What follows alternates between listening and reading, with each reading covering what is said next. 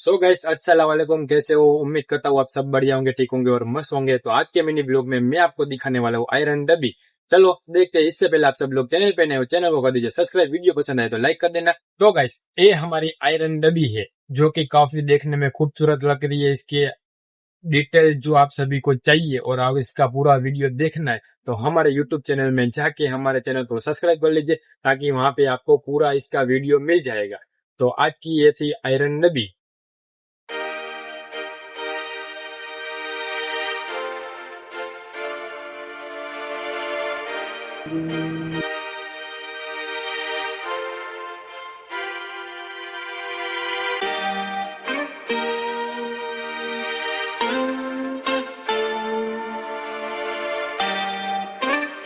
तो गाइस ये हमारी आयरन डबी का वीडियो शॉर्ट था। आपको फुल इसका वीडियो देखना है तो हमारे यूट्यूब चैनल पे जाके सब्सक्राइब कर लेना और वहां के जाके हमारे वीडियो को देख लेना। वीडियो पसंद आए तो लाइक कर देना, चैनल पे नए हो सब्सक्राइब कर देना।